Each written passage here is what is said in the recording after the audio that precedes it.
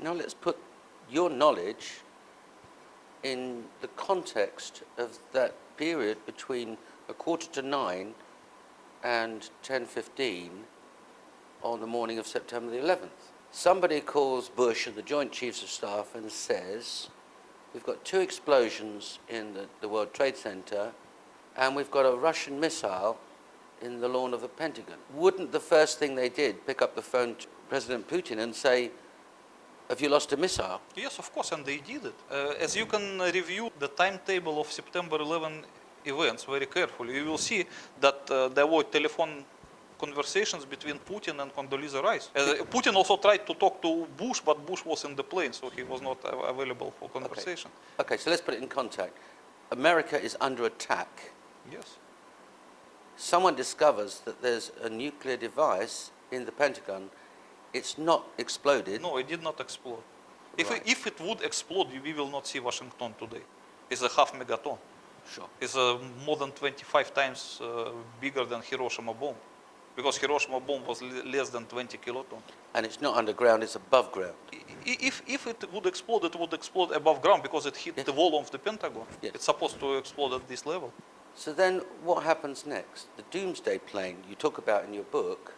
Tell us about the doomsday plane. Well, many people cannot find explanation why the so-called doomsday plane was seen flying over The White House. Over the White House at September 11.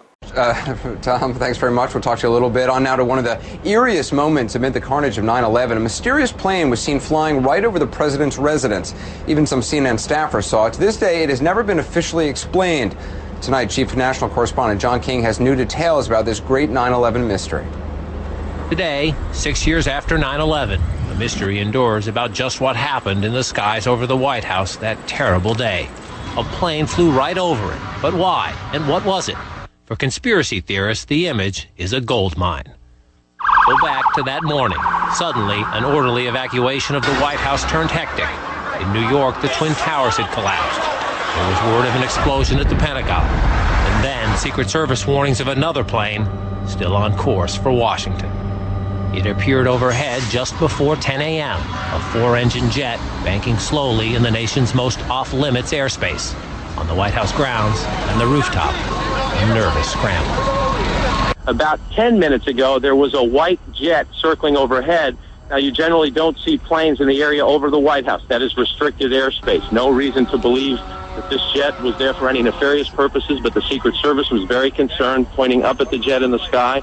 And still today, no one will offer an official explanation of what we saw. 2 government sources familiar with the incident tell CNN it was a military aircraft, but say the details are classified. This comparison of the CNN video and an official Air Force photo suggests the mystery plane is among the military's most sensitive aircraft, an Air Force E-4B. Note the flag on the tail, the stripe around the fuselage, and the telltale bubble just behind the 747 cockpit area. There are many commercial versions of the 747, obviously, that look similar, but I don't know any of them that have the communications pod like the E-4, the Air Force E-4 does behind the cockpit. The E-4B is a state-of-the-art flying command post, built and equipped for one reason, to keep the government running no matter what, even in the event of a nuclear war. The reason it was nicknamed the Doomsday Plane during the Cold War. They exercise this type of thing all of the time, and they simply don't talk about it. So it doesn't surprise me that they are very closed-mouthed about it. Ask the Pentagon, and it insists this is not a military aircraft, and there is no mention of it in the official report of the 9/11 Commission. Commission co-chairman Lee Hamilton says he has a vague recollection of someone mentioning a mystery plane, but staffers who looked into it never raised it as a relevant issue. When you're conducting a major investigation, you get thousands of things that come at you. You can't possibly sort through them all. This never rose to the level of a discussion within the commission. To some, the lack of any official explanation feeds an ominous conspiracy. This is from an online discussion about the plane on the website 911blogger.com. I have always thought these planes were exactly that, mission control for the 9/11 attack on our country. 9/11 Commission co-chairman Hamilton calls such talk ludicrous. We, of course, heard the conspiracy theories about the president ordered the attack and the Defense Department was involved. We saw absolutely no evidence of that. But 6 years later, the Pentagon, the Secret Service, and the FAA all say they, at least for public consumption, have no explanation of the giant plane over the president's house, just as the smoke began to rise across the river at the Pentagon. John King, CNN, Washington.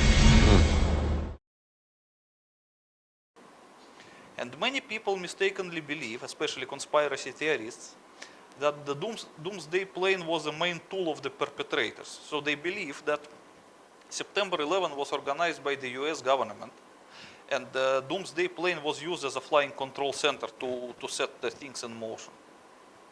They cannot find any other explanation to this strange thing. And the American government, in turn, tries its best to deny the existence of the doomsday plane and its flying at September 11. This attitude of the US government increased the suspicions of the conspiracy theorists. Yes. But according to what I explain in my book, the story is totally different. First of all, the American government has nothing to do with the September 11 perpetration. It was just a victim. And the doomsday plane was scrambled because of upcoming attack of the missile that hit the Pentagon. Because the missile was detected about 5 or 6 minutes before it arrives to Pentagon by the NORAD, because it has the detection capability. They cannot shoot down the missile because they have no means to shoot it down, but they were still able to detect it. And they would have known exactly what kind of a missile it was. Of course. Once they see the flying things of this kind, they know already what is this. Because NORAD has the identification for all Soviet missiles and Russian missiles. So when they see the things, they know this is a granite with a nuclear warhead. So this is serious stuff. They got it immediately.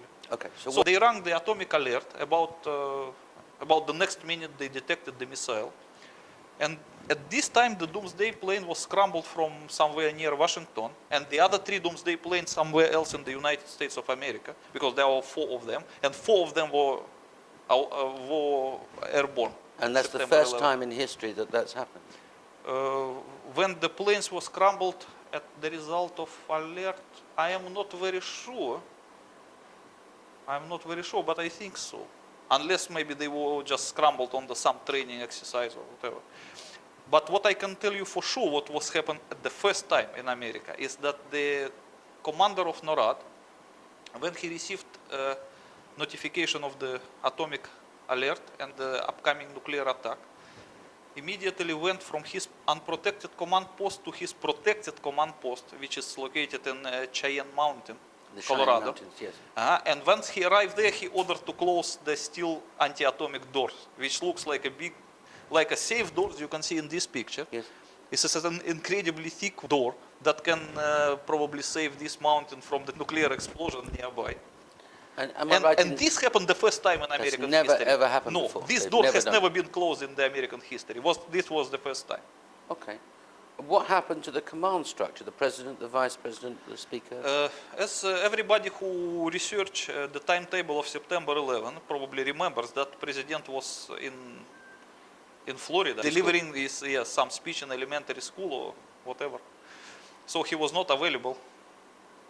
But the vice president, who was in the White House along with the Secretary of State Condoleezza Rice, were immediately taken by the guards to the anti-atomic bunker under the White House.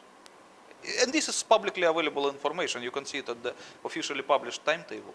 And no one can explain why they should drag this person to the anti-atomic bunker.